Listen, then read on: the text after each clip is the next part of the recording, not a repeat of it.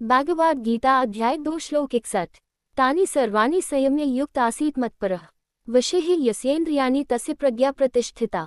अर्थ, मनुष्य को चाहिए कि वह अपनी सभी इंद्रियों को नियंत्रित करके मन को भगवान में लगाकर स्थिर रहे।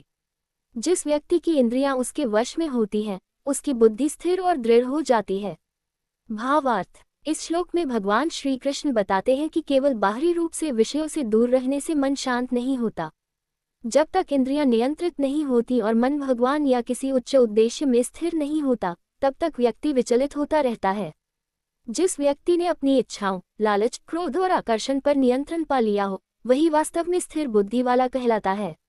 ऐसा व्यक्ति परिस्थितियों के अनुसार नहीं बदलता, बल्कि हर स्थिति में शांत और संतुलित रहता है। व्याख्या: मनुष्य की 5 इंद्रियां आंख, कान, नाक, जीभ और त्वचा हमेशा विषयों की ओर भागती हैं।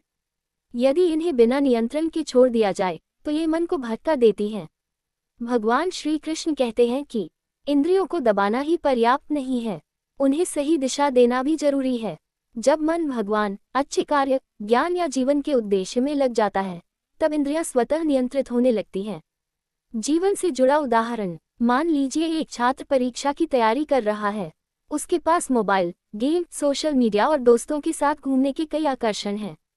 अगर वह हर नोटिफिकेशन और मनोरंजन में उलझ जाए तो पढ़ाई पर ध्यान नहीं दे पाएगा।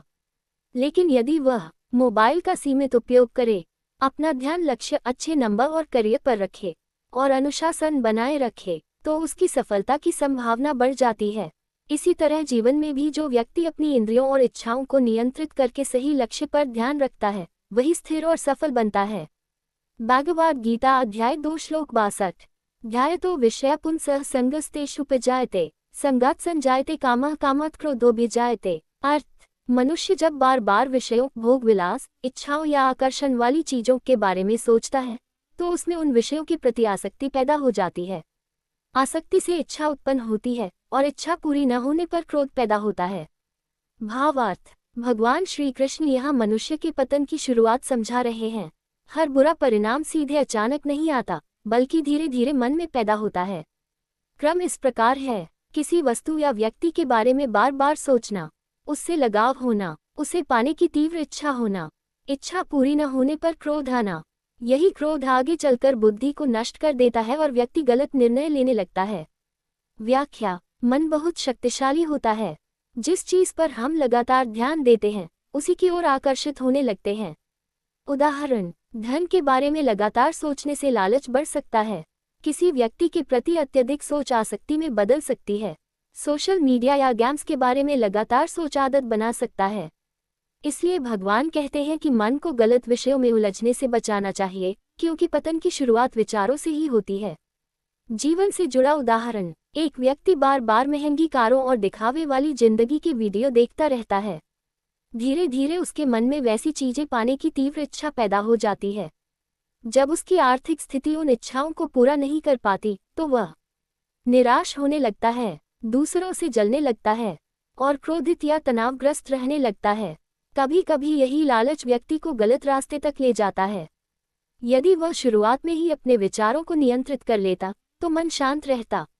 भागवत गीता अध्याय 2 श्लोक 63। क्रोधात् भवति सम्मोहः सम्मोहात् स्मृतिविभ्रमः स्मृतिभ्रंशात् बुद्धिनाशो बुद्धिनाशात् प्रणश्यति। अर्थ, क्रोध से मनुष्य में मोह भ्रम उत्पन्न होता है। मोह से स्मृति भ्रमित हो जाती है, स्मृति के नष्ट होने से बुद्धि का नाश हो जाता है और बुद्धि नष्ट होने पर मनुष्य का पतन हो जाता है। भावार्थ, भगवान श्री कृष्ण इस श्लोक में बताते हैं कि क्रोध केवल एक भावना नहीं है, बल्कि यह मनुष्य के पतन का कारण बन सकता है। जब व्यक्ति क्रोधित होता है, वह सही और गलत का अंतर भूलने लगता है, उसका विवेक कमजोर हो जाता है और वह ऐसे निर्णय ले बैठता है जिनका बाद में पछतावा होता है। क्रोध धीरे धीरे सोचने समझने की शक्ति को समाप्त कर देता है। व्याख्या: ये श्लोक पिछले श्लोक 2.62 का अगला चरण है। भगवान बताते हैं कि विषयों का चिंतन, आसक्ति, इच्छा, क्रोध, भ्रम, स्मृति नाश, बुद्धि नाश, पतन। जब व्यक्ति क्रोध में होता है, वह अपने संस्कार, शिक्षा और रिश्तों को भूल सकता है, छोटी बात पर बड़ा नुकसान कर सकता है और कभी कभी अपने ही जीवन को कठिन बना लेता है। इसलिए मन और क्रोध पर नियंत्रण बहुत आवश्यक है। जीवन से जुड़ा उदाहरण: मान लीजिए किसी कर्मचारी को ऑफिस में बॉस ने डांट दिया। वह गुस्से में आकर तुरंत जवाब दे देता है या नौकरी छोड़ने का फैसला कर लेता है। क्रोध के कारण वह स्थिति को शांत दिमाग से नहीं सोच पाता, अपने भविष्य और जिम्मेदारियों को भूल जाता है और बाद में पछताता है कि उसने जल्दबाजी में गलत निर्णय लिया। यदि वह उस समय शांत रहता तो समस्या आसानी से संभल सकती थी। भगवद गीता अध्याय 2 श्लोक 64।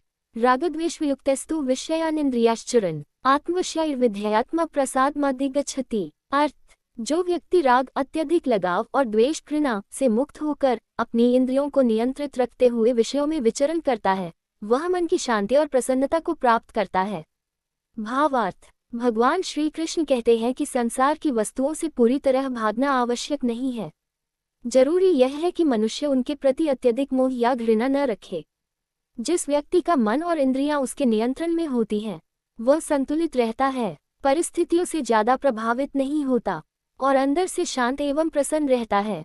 यही मानसिक शांति, प्रसाद कहलाती है। व्याख्या, इस श्लोक में श्री कृष्ण संतुलित जीवन का महत्व बताते हैं।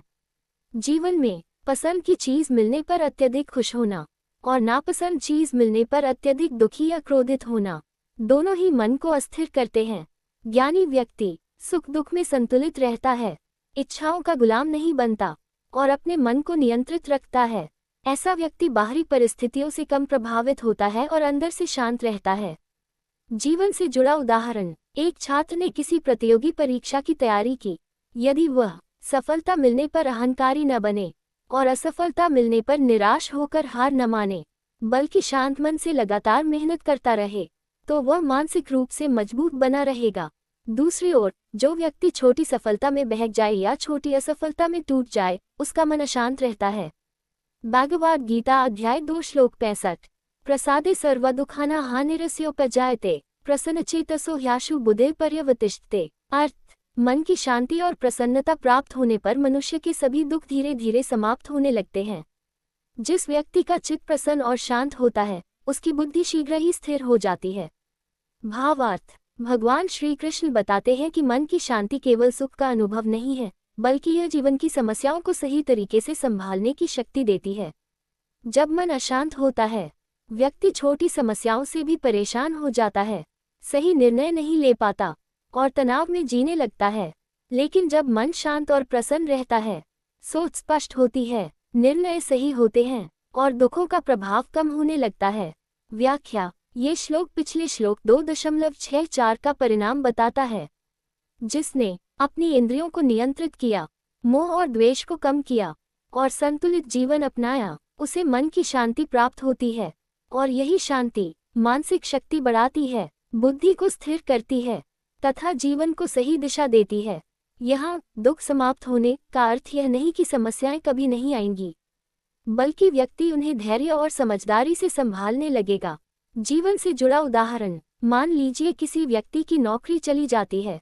यदि वह घबरा जाए, क्रोधित हो जाए और निराशा में डूब जाए, तो वह सही निर्णय नहीं ले पाएगा। लेकिन यदि वह शांत मन से स्थिति को स्वीकार करके नई नौकरी खोजे, अपनी स्किल बेहतर करे और धैर्य बनाए रखे, तो वह जल्दी समाधान ढूंढ लेगा। शांत मन कठिन समय में भी सही रास्ता दिखाता है।